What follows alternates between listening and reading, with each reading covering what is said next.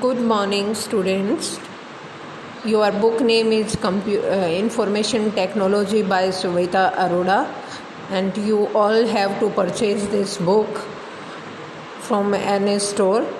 And today I will start chapter first. This chapter is already done in section A, B, C. Only D and E section are left. So I am starting chapter first, that is communication skill. Those students who have done this chapter also listen video carefully. Chapter first communication skill. तो communication आपकी जो है वो एक characteristic है जो living beings को non living beings से अलग बनाती है, और जितने भी लिविंग बीइंग्स हैं उनको कम्युनिकेट करने के लिए, उनको अपनी जो बेसिक नीड्स हैं उनको पूरा करने के लिए कम्युनिकेट करना पड़ता है। ह्यूमन जो है वो अलग अलग तरीके से अपनी बातों को एक्सप्रेस करता है, और the ability to express are far ahead human as they express with the most important tool communication. और जो अब उसकी जो ज़रूरतें हैं वो कम्युनिकेशन यानी लैंग्वेज की हेल्प से वो लोगों तक पहुंचा पाता है। कम्युनिकेशन जो है ये जितनी हमारी लिविंग बीइंग्स तो वैसे बहुत सारी हैं, पशु भी हैं और जो पक्षी हैं वो भी हैं, लेकिन जो हमारी कम्युनिकेशन स्किल है वो हमें दूसरे लिविंग बीइंग से अलग बनाती है। कम्युनिकेशन की ज़रूरत क्यों पड़ी? Importance of communication. Communication is an important tool that lets you share our thoughts, emotions and ideas in an understandable, clear and efficient way. Communication जो है वो एक इम्पोर्टेंट टूल है, यानी हम ये कह दें कि एक मीडियम है जिसके थ्रू हम अपने थॉट्स, इमोशंस और आइडियाज़ को एक्सप्रेस करते हैं दूसरों के सामने। अपनी जो नॉलेज है, अपने फीलिंग्स हैं वो दूसरों के साथ शेयर करते हैं। Human ability to communicate has provided great benefit in all around development of mankind. Human की जो कम्युनिकेट करने की जो एबिलिटी है वो इसका ह्यूमन का ऑलराउंडर डेवलपमेंट करती है, क्योंकि कम्युनिकेशन है वही आपको अलग अलग फील्ड में काम आती है कि आप किस तरीके से बिहेव करते हो, किस तरीके से बातचीत करते हो। A simple conversation might be considered मियर transfer of information, but influence conversation can help you in achieving your academic and your career goals. ये कह रहा है कि सिंपल कन्वर्सेशन जो है वो मतलब कई बार आप सिंपल कन्वर्सेशन करते हो आपस में बातचीत करने के लिए, लेकिन अगर आपको अपने एकेडमिक यानी जहाँ आप काम कर रहे हैं वहाँ पे आपको अच्छा इफ़ेक्ट डालना है जो दूसरे लोग हैं वहाँ पे उनके ऊपर, और आपको अपना गोल अचीव करना है, तो उसके लिए आपकी जो कम्युनिकेशन है वो इफ़ेक्टिव होनी चाहिए। अब ये है कि जब हम कम्युनिकेट करते हैं तो कौन कौन से मीडियम यूज होते हैं। एक सेंडर होता है, एक रिसीवर होता है, और बीच में जिस मीडियम के थ्रू हमारी जो आवाज़ है वो दूसरे इंडिविजुअल तक पहुंचती है उसको हम बोलते हैं कम्युनिकेशन चैनल, यानी वो मीडियम जिसके थ्रू आवाज़ जाती है। अब यहाँ पे देखो इसने इससे कोई बात कही तो जो आवाज़ है वो किसके थ्रू जाएगी? एयर के थ्रू। तो यहाँ पे कम्युनिकेशन चैनल क्या हो जाएगा? एयर।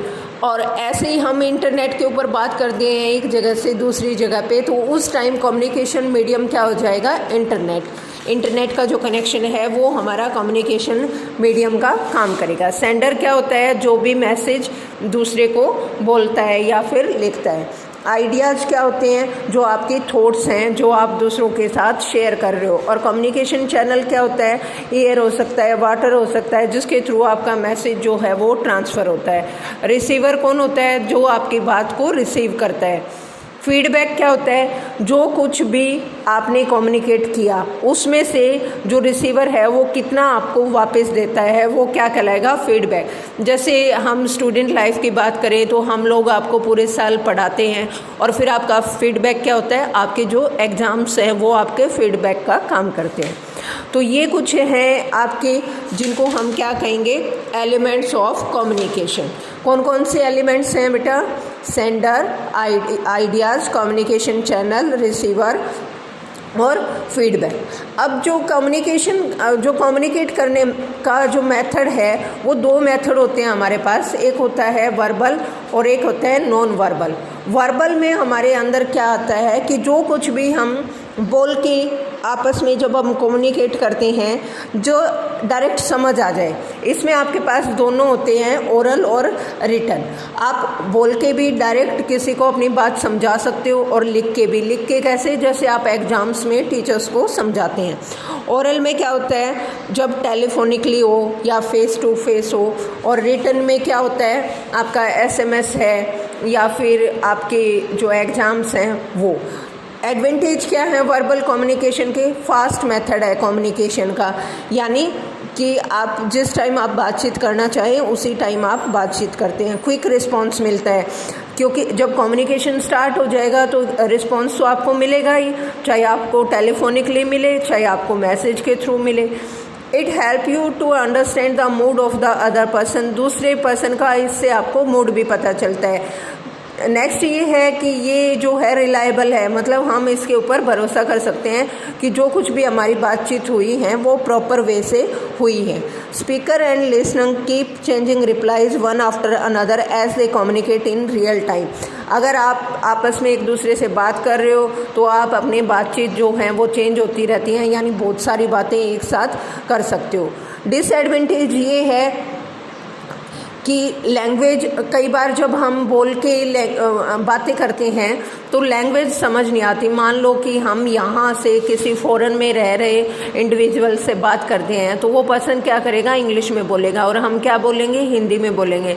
तो दोनों में प्रॉब्लम हो जाएगी, लैंग्वेज समझ नहीं आएगी। तो उस टाइम हमें किस चीज़ की ज़रूरत पड़ती है? नॉन वर्बल की, जहाँ हम इशारों से समझाते हैं, लैंग्वेज का यूज़ नहीं करते, हम सिम्बल्स और साइंस यूज करते हैं समझाने के लिए। तो ये इसका एक डिसएडवांटेज में ये तीनों जो पॉइंट हैं ये लैंग्वेज के बारे में ही बताए गए हैं। Different language spoken all over the world have different accent and use different phrases which causes confusion in the receiver mind. अब अलग अलग जो लैंग्वेज है उसका बोलने का अपना अलग अलग तरीका होता है और ये क्या कर देती है? रिसीवर के माइंड में प्रॉब्लम क्रिएट कर देती है। As there is not much time the delivery में be misinterpreted if the receiver does not understand instantly. अगर उसको समझ नहीं आती कोई बात तो वो फिर क्या करता है? आपको मतलब उसको रिप्लाई तो उसी टाइम देना पड़ेगा जिस टाइम आपने पूछा है, पर उसके पास समझने का इतना ज़्यादा टाइम नहीं होता, तो कई बार मिसअंडरस्टैंडिंग भी क्रिएट हो सकती है। तो ये हैं आपके वर्बल कम्युनिकेशन के एडवांटेज और डिसएडवांटेज। एक वर्बल कम्युनिकेशन के अंदर हमारी पब्लिक स्पीकिंग भी आती है। पब्लिक स्पीकिंग में क्या होता है? ये कम्युनिकेशन का वो मेथड है जिसमें कोई भी एक स्पीकर अपने आइडियाज़ डिलीवर करता है ऑडियंस के सामने। यानी ये जो आपकी कन्वर्सेशन है, जो कम्युनिकेशन है, ये वन वे होती है। इसमें एक पर्सन बोलता रहता है और जो ऑडियंस है वो सुनती रहती है। तो एक पब्लिक स्पीकिंग जो है वो कब इफ़ेक्टिव होगी? जब आप उसकी प्रिपरेशन करेंगे। सबसे पहले आपको जिस टॉपिक के ऊपर बोलना है ऑडियंस के सामने उसको प्रिपेयर करना पड़ेगा, उसके बारे में सोचना पड़ेगा। नेक्स्ट है प्रैक्टिस। आपको प्रैक्टिस करनी पड़ेगी मिरर के सामने, जो भी टॉपिक आप ऑडियंस के सामने बोलने वाले हो उसकी प्रैक्टिस। रीडिंग बोल के आपको प्रैक्टिस करनी पड़ेगी, कहीं कोई वर्ड जो है वो आप गलत ना बोल दें। और परफॉर्म में ये है कि आप जब भी आप उस टॉपिक को परफॉर्म करो अपने आप को कंफर्टेबल फील करो, रिलैक्स फील करो, एक लंबी सांस लो और फिर आपको बोलना स्टार्ट करना चाहिए। मतलब कि आप जब भी ऑडियंस के सामने परफॉर्म करते हो तो आपको घबराना नहीं चाहिए। You should feel relax and comfortable. तो ये हैं आपके वर्बल कम्युनिकेशन के मेथड। कल पढ़ेंगे हम नॉन वर्बल और आगे जो चैप्टर है वो हम कंटिन्यू करेंगे।